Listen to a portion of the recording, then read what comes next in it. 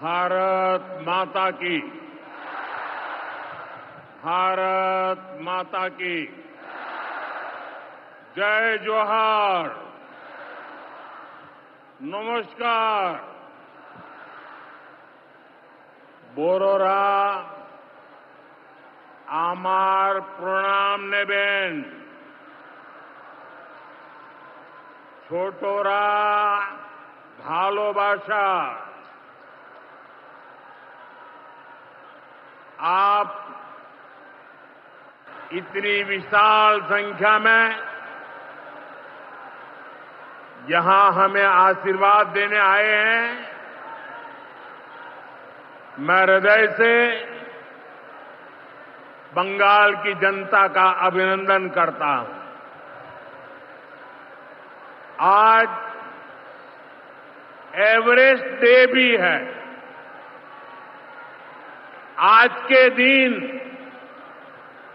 तेनजिंग नोर्गे जी ने एवरेस्ट पर अपना परचम लहराया था।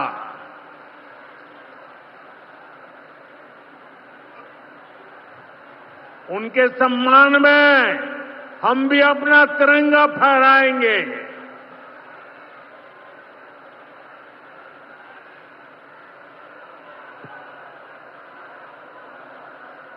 और आज ही महान स्वतंत्रता सेनानी रामानंद चटर्जी की जयंती भी है। ये महान संतानें हमें प्रेरित करती है बड़े संकल्पों की सिद्धि के लिए हौसला देती है।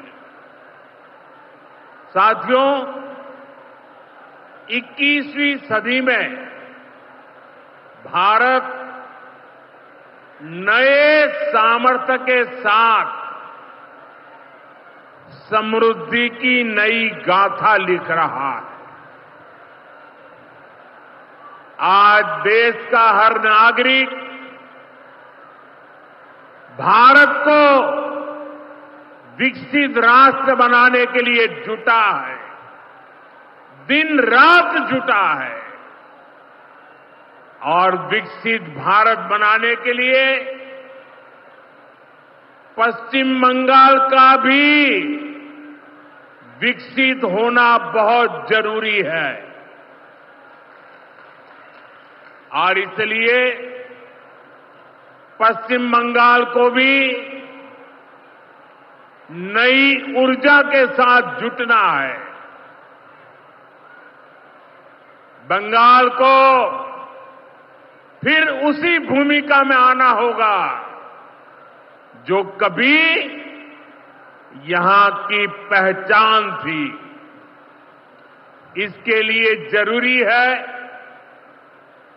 कि पश्चिम बंगाल फिर से नॉलेज का, ज्ञान विज्ञान का केंद्र बने।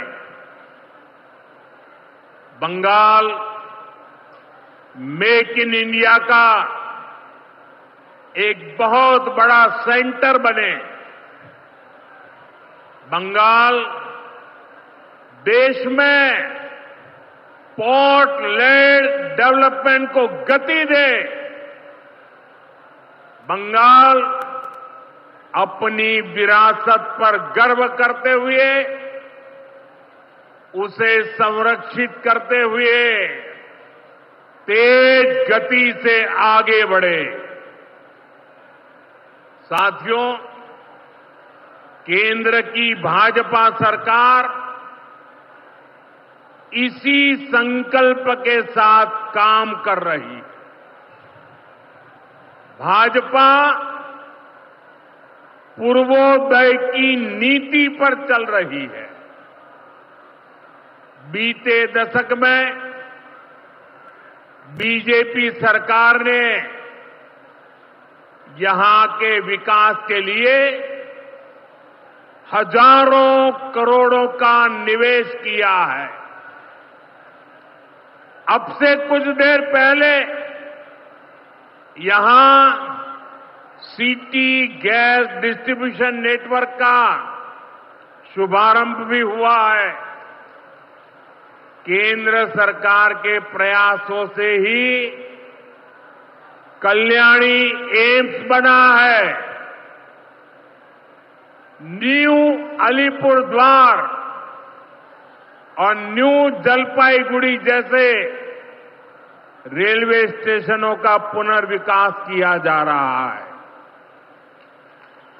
बंगाल की व्यापारिक गतिविधियों को उत्तर भारत से जोड़ने के लिए डेडिकेटेड फ्रेट कॉरिडोर बन रहा है। कोलकाता मेट्रो का अभूतपूर्व विस्तार किया गया है। ऐसे अनेक प्रोजेक्ट हैं जो भारत सरकार यहां पूरे करवाने का प्रयास कर रही है। भाजपा सरकार ईमानदारी से सबका साथ सबका विकास के मंत्र को लेकर बंगाल की प्रगति के लिए समर्पित है, क्योंकि बांग्लार उदय तबई विकसित भारतेर जय। साथियों, ये समय पश्चिम बंगाल के लिए बहुत अहम है। ऐसे में पश्चिम बंगाल के हर नौजवान पर, आप सब पर बहुत बड़ा दायित्व है। आप सबने मिलकर के बंगाल का भविष्य तय करना है। आज पश्चिम बंगाल एक साथ कई संकटों से घिरा हुआ है। एक संकट समाज में फैली हिंसा और अराजकता का है। दूसरा संकट माताओं बहनों की असुरक्षा का है, उन पर हो रहे जघन्य अपराधों का है।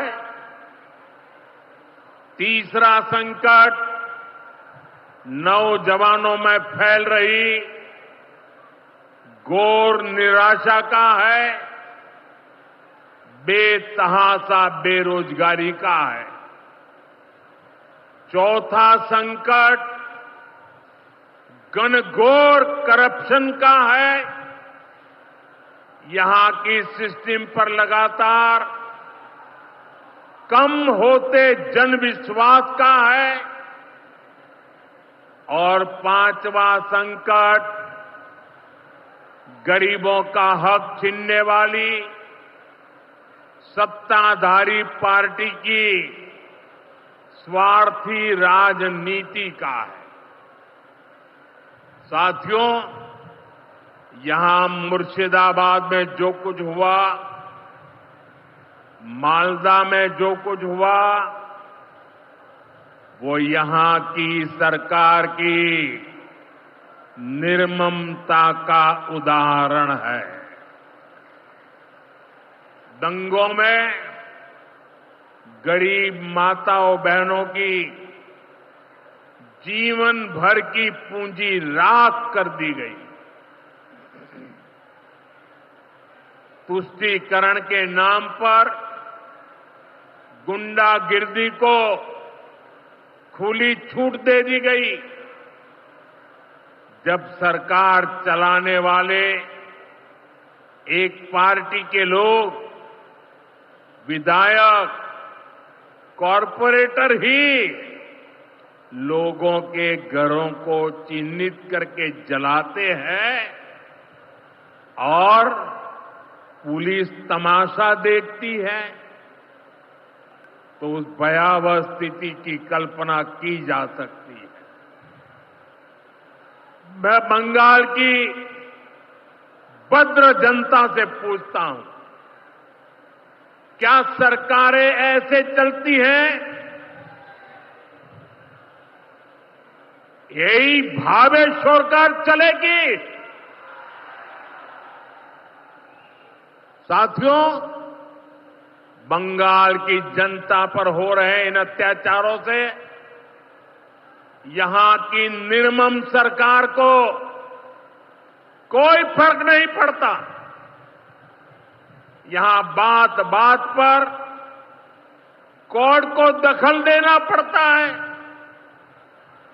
बिना कोर्ट के बीच में आए कोई भी मामला सुलझता ही नहीं है। बंगाल की जनता को अब टीएमसी सरकार के सिस्टम पर भरोसा नहीं है। यहां की जनता के पास अब सिर्फ कोर्ट का आसरा ही है।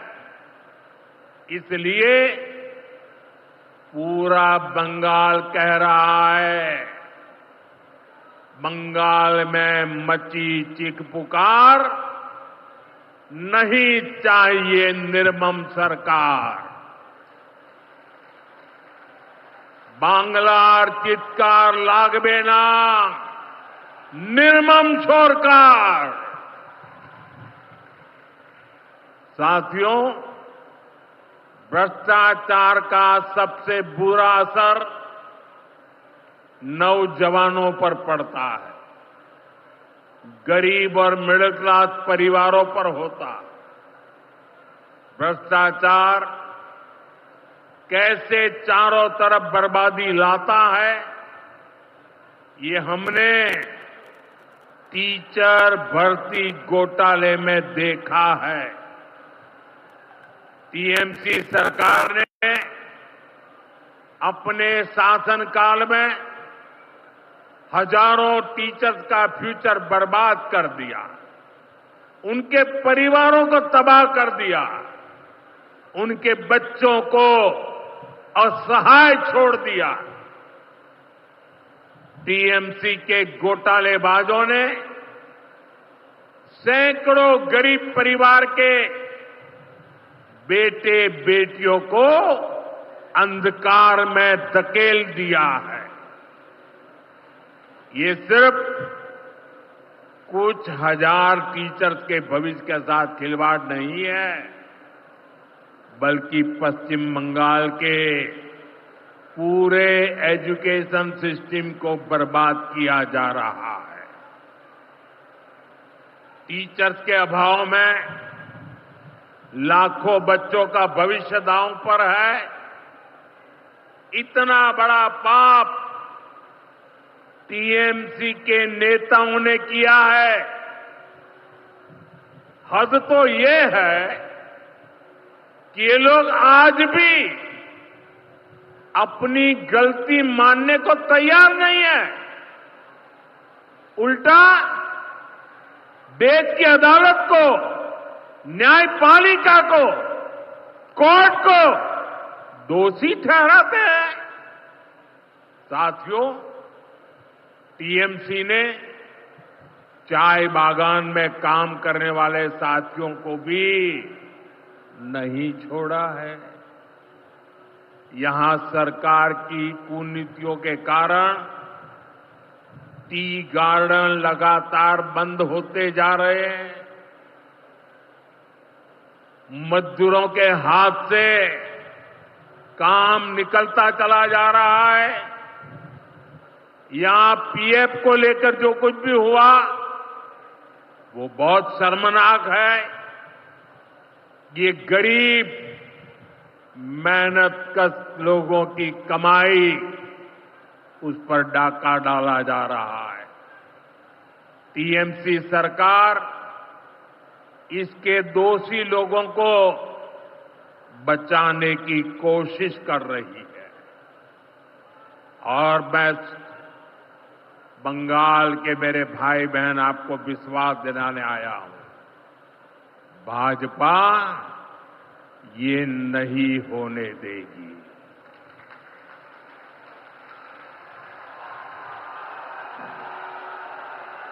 साथियों, राजनीति अपनी जगह पर है, लेकिन गरीब, दलित, पिछड़े, आदिवासी और महिलाओं से टीएमसी क्यों दुश्मनी निकाल रही है?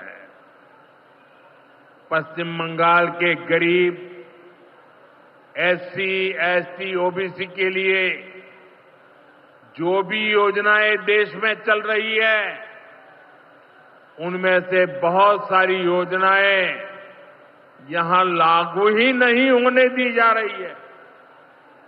पूरे देश में करोड़ों लोगों को आयुष्मान योजना के तहत मुफ्त इलाज मिल चुका है, लेकिन मुझे दुख के साथ कहना पड़ रहा है, इसका फायदा पश्चिम बंगाल के मेरे भाई बहनों को नहीं मिल रहा। पश्चिम बंगाल का कोई साथी अगर दिल्ली, बेंगलुरु, चेन्नई गया है, उसको वहां मुफ्त इलाज नहीं मिल पाता है, क्योंकि निर्मम सरकार ने बंगाल के अपने लोगों को आयुष्मान कार्ड देने ही नहीं दिया। आज देश भर में 70 वर्ष से ऊपर के बुजुर्गों को 5 लाख रुपए तक मुफ्त इलाज की सुविधा मिल रही है। मैं तो चाहता हूं कि पश्चिम बंगाल में भी 70 वर्ष से ऊपर के सभी बुजुर्गों को मुफ्त इलाज की सुविधा मिले, लेकिन टीएमसी सरकार ये नहीं करने दे रही है। केंद्र की बीजेपी सरकार देश भर में गरीब परिवारों को पक्के घर बनाकर दे रही है, लेकिन पश्चिम बंगाल में लाखों परिवारों का घर नहीं बन पा रहा है, क्योंकि टीएमसी के लोग इसमें भी गरीब के पास से कट और कमीशन की मांग कर रहे हैं। आखिर टीएमसी सरकार आप लोगों को लेकर इतनी निर्मम क्यों है?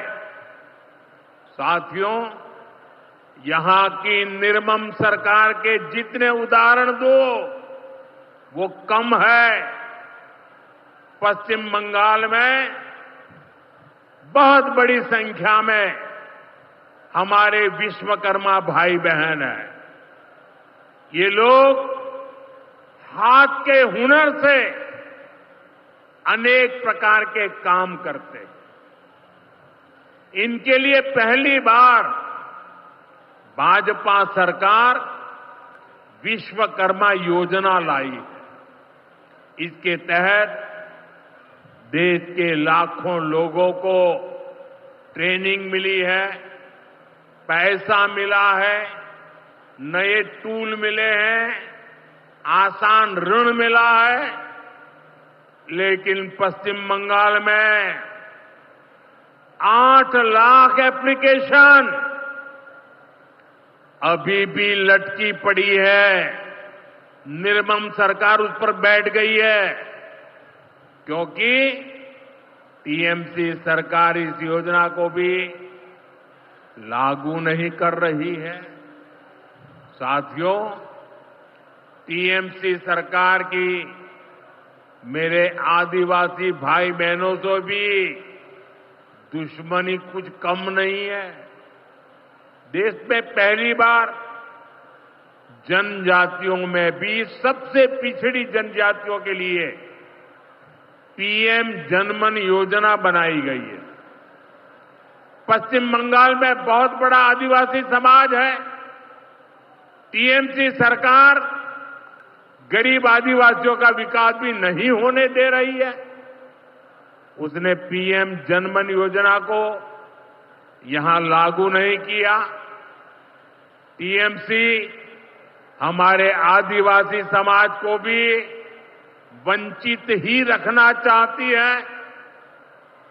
साथियों, टीएमसी को आदिवासी समाज के सम्मान की परवाह नहीं है। 2022 में जब एनडीए ने एक आदिवासी महिला को राष्ट्रपति उम्मीदवार बनाया तो सबसे पहले विरोध करने वाली पार्टी टीएमसी थी। बंगाल के आदिवासी इलाकों की उपेक्षा भी यही दिखाती है कि इन्हीं आदिवासी समाज से टीएमसी वालों को कोई लगाव नहीं है, कोई लेना देना नहीं। साथियों, कुछ दिन पहले दिल्ली में नीति आयोग की गवर्निंग काउंसिल की बहुत महत्वपूर्ण बैठक हुई। ये एक अहम मंच होता है जहां देश भर के मुख्यमंत्री मिलकर विकास पर चर्चा करते हैं। लेकिन अफसोस की बात है कि इस बार बंगाल सरकार इस बैठक में मौजूद ही नहीं रही। दूसरे गैर भाजपा शासित राज्य आए, सभी दल के नेता आए, हमने साथ बैठकर चर्चा की, लेकिन टीएमसी को तो सिर्फ और सिर्फ 24 घंटा पॉलिटिक्स करना है और कुछ करना ही नहीं है। पश्चिम बंगाल का विकास, देश की प्रगति उनकी प्राथमिकता में है ही नहीं। साथियों, केंद्र सरकार की जिन योजनाओं को यहां लागू किया भी गया है, उनको पूरा नहीं किया जा रहा। पीएम ग्राम सड़क योजना के तहत पश्चिम बंगाल के गांवों के लिए 4000 किलोमीटर की सड़कें स्वीकृत की गई। इनको पिछले साल तक पूरा हो जाना था। 4000 किलोमीटर तो छोड़िए, यहां 400 किलोमीटर सड़कें भी नहीं बन पाई है। साथियों, इंफ्रास्ट्रक्चर के काम से सुविधाएं भी बनती है और रोजगार भी बनते हैं। लेकिन हालत ये है कि पश्चिम बंगाल में 16 बड़े इंफ्रास्ट्रक्चर प्रोजेक्ट यहां की सरकार अटकाए हुए है। ये 90,000 करोड़ रुपए से अधिक के प्रोजेक्ट हैं। कहीं रेल लाइन आनी थी, रुकी पड़ी है। कहीं मेट्रो बननी थी, रुकी पड़ी है। कहीं हाईवे बनना था, बंद पड़ा है। कहीं अस्पताल बनना था, कोई पूछने वाला नहीं। ऐसे प्रोजेक्ट्स को ये टीएमसी ने लटका करके रखा है। ये पश्चिम बंगाल के आप लोगों के साथ बहुत बड़ा धोखा है। साथियों, आज जब सिंदूर खेला की इस धरती पर आया हूं, तो आतंकवाद को लेकर भारत के नए संकल्प की चर्चा स्वाभाविक है। 22 अप्रैल को पहलगाम में, जम्मू कश्मीर में आतंकियों ने जो बर्बरता की, उसके बाद पश्चिम बंगाल में भी बहुत गुस्सा था। आपके भीतर जो आक्रोश था, आपका जो गुस्सा था, उसको मैं भली भांति समझता था। आतंकवादियों ने हमारी बहनों का सिंदूर मिटाने का दुस्साहस किया। हमारी सेना ने उनको सिंदूर की शक्ति का एहसास करा दिया।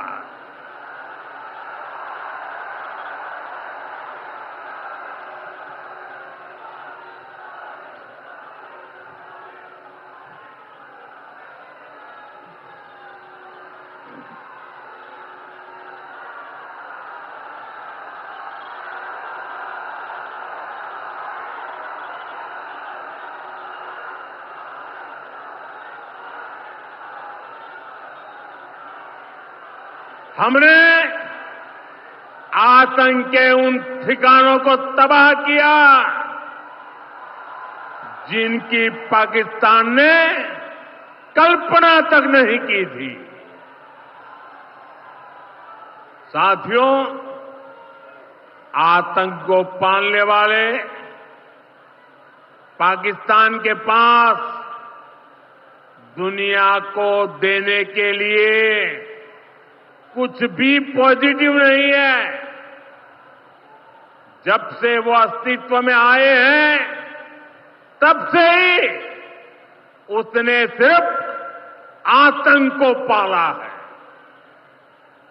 1947 में बंटवारे के बाद से ही उसने भारत पर आतंक के हमला किया।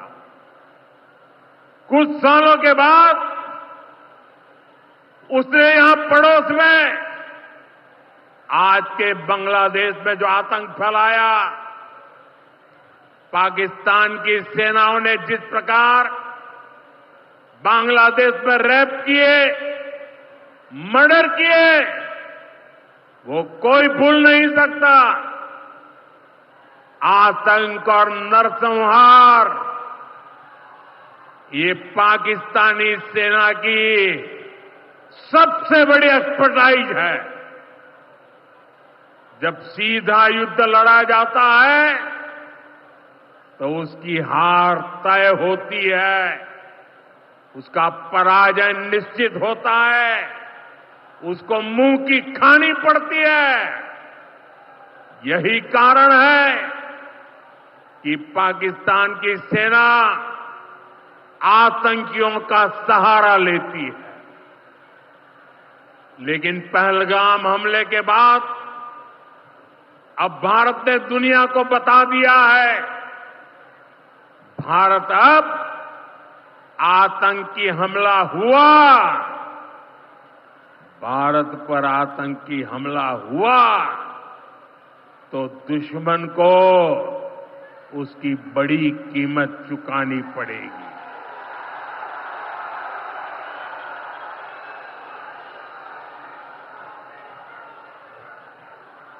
और पाकिस्तान समझ ले, 3 बार घर में घुस करके मारा है तुम्हें।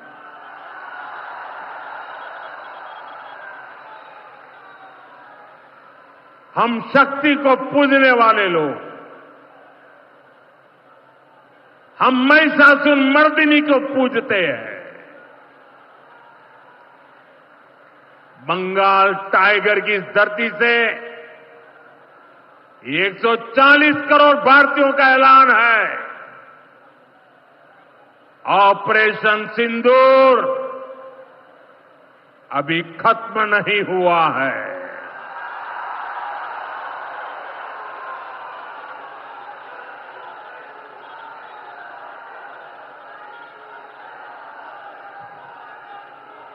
साथियों, पश्चिम बंगाल को अब हिंसा की, तुष्टीकरण की, दंगों की, महिला अत्याचार की, घोटालों की राजनीति से मुक्ति चाहिए। अब पश्चिम बंगाल के सामने भाजपा का विकास मॉडल है। आज भाजपा देश के कई राज्यों में सरकारें चला रही है। देश के लोग बार बार भाजपा को अवसर दे रहे हैं। पड़ोस में असम हो, त्रिपुरा हो या फिर ओडिशा, यहां भाजपा सरकारें तेजी से विकास कार्यों में जुटी है। मैं बंगाल के सभी भाजपा कार्यकर्ता साथियों से कहूंगा, हमें कमर कसकर तैयार रहना है। हमारे सामने एक बड़ी चुनौती है कि लोकतंत्र पर पश्चिम बंगाल की जनता के विश्वास को फिर से कैसे बहाल करें। हमें पश्चिम बंगाल के हर परिवार को सुरक्षा की, सुशासन की और समृद्धि की गारंटी देनी है। इसके लिए आने वाले दिनों में अपने प्रयासों को हमें और तेज करना होगा। साथियों, विकसित भारत बनाने के लिए पश्चिम बंगाल का तेज विकास बहुत जरूरी है। हमें पश्चिम बंगाल को उसका पुराना गौरव लौटाना है। ये हम सभी मिलकर करेंगे और करके रहेंगे। एक बार फिर आप सभी को इतनी बड़ी संख्या में यहां आने के लिए बहुत बहुत आभार व्यक्त करता हूं। मेरे साथ तिरंगा ऊंचा करके बोलिए, भारत माता की, भारत माता की, भारत माता की, भारत माता की। बहुत बहुत धन्यवाद।